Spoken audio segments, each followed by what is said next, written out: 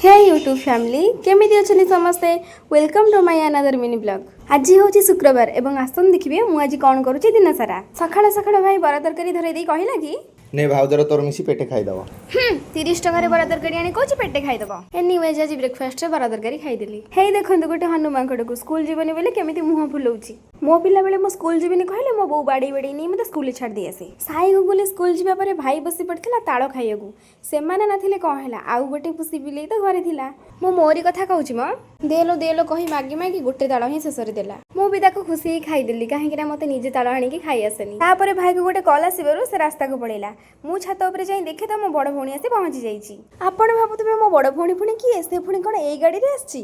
अरे नाई मो किछि दिन आगु मो भाई गोटे फ्रिज ऑर्डर करथिला से बेसी एठी पहुंच जाइछि।